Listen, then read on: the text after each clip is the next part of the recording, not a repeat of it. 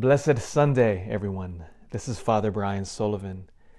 This weekend, we have something a little bit different. Instead of the normal homily for this weekend, I'm actually going to share with you the homily that I gave on the solemnity of the Assumption of the Blessed Mother from this past August 15th. That this weekend, we had a missionary priest who covered all the masses, which means I got a little reprieve, a little break from my normal Sunday Mass schedule. But because of that, I will offer to you now this homily that I gave, which I think you really enjoy. It meditates upon the beauty of our Blessed Mother ascending into heaven and the implications of what that means for our own broken and frail human flesh, and how we connect it, beautifully, to the offering of our Lord in the Holy Eucharist, where Christ himself, as we recall, gives us his own flesh, the food from heaven, to now nourish us. And so please enjoy this homily from last Thursday, August 15th, on the solemnity of the Blessed Mother. Please enjoy. Be sure to my prayers for you, and keep me in your prayers as well. God bless. My dear friends, remember today.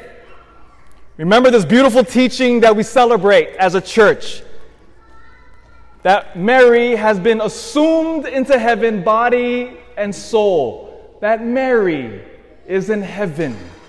A female body is in heaven with our Lord Jesus. Remember this teaching when you look in the mirror. Why?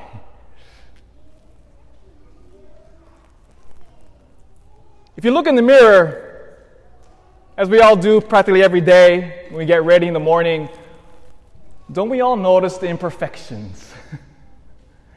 We notice, oh, look at that. That's a new wrinkle today. That's another gray hair in my beard. Losing my hair. Another ache and pain. The body, isn't it true, is a source of tremendous anxiety for us.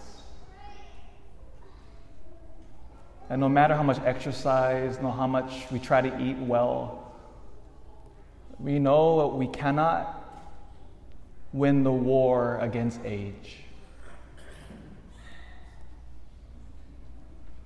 Our flesh is a tremendous source of anxiety and pain. But remember Mary. Remember Mary. In the first reading today, in the book of Revelation, it shares a story of the woman crowned with the 12 stars over her head. And this woman is fighting the dragon. The very beginning of our church, how Christians have always read that mysterious woman has always been identified as Mary. And that dragon, always identified as the devil. The two locked in battle.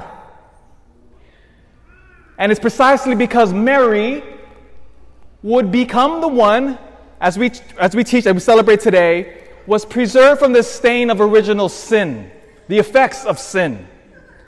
That she did not endure the pain and the suffering which all of us now endure with our bodies.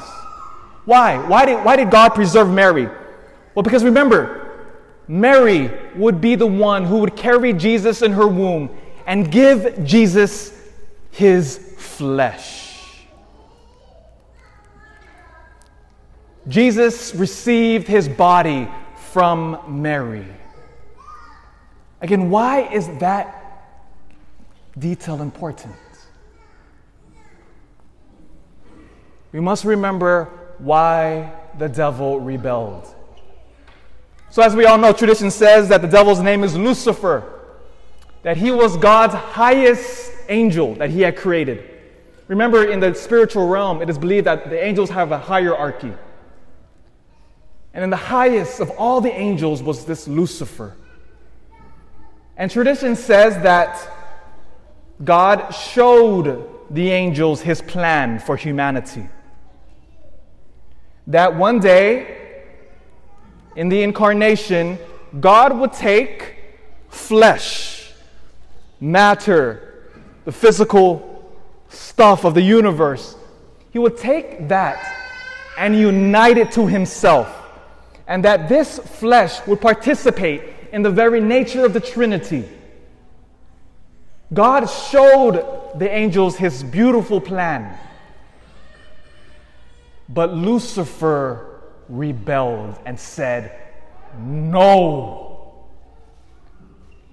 You will not take human flesh and raise it above me. I will not serve them." He saw the flesh as offensive to his spiritual nature.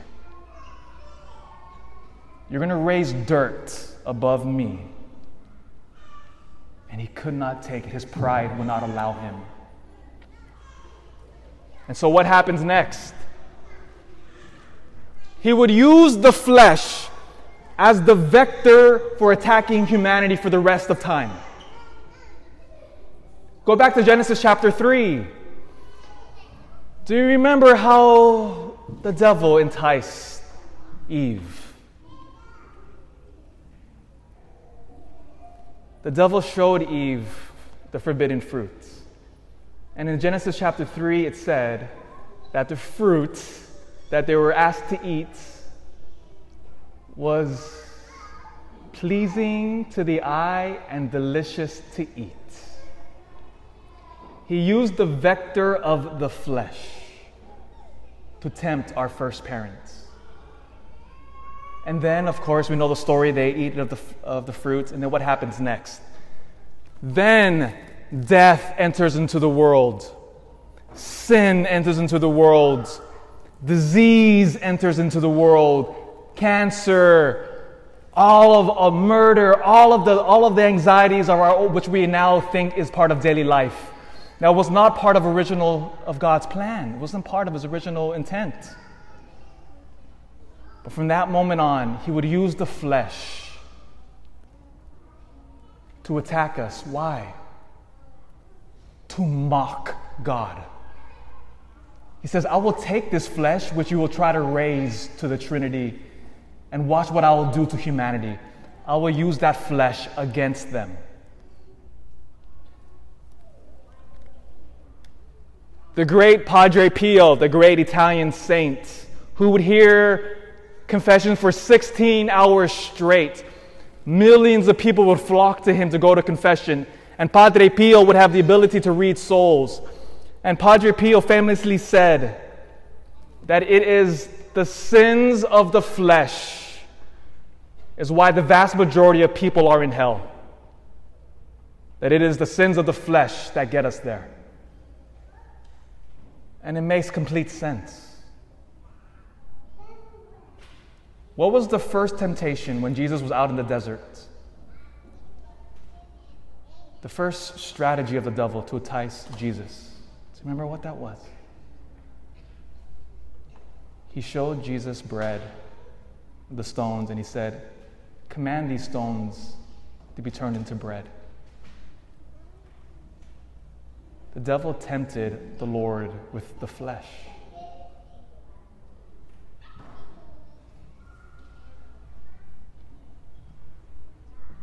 But now here comes the beauty and the good news of our faith. Jesus will take this flesh of ours, and in the beauty of the incarnation, he will indeed take our frail, broken humanity and unite it to himself. He will take his human flesh and sacrifice it upon the cross.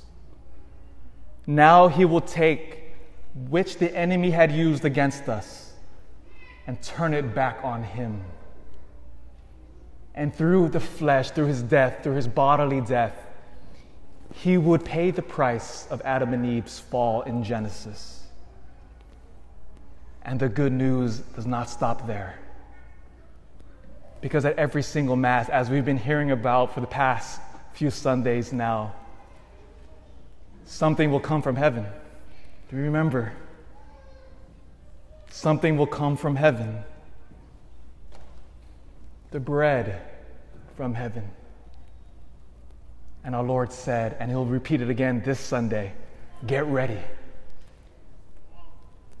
This bread of heaven that I will give is my flesh for the life of the world. Do you see what He just did there? He will now use our weakness for His glory. Paul, in that second reading today, understands all of this. And he said in that reading, and the last enemy to be conquered is death, because of the flesh of our Lord. Mary now shares in that victory.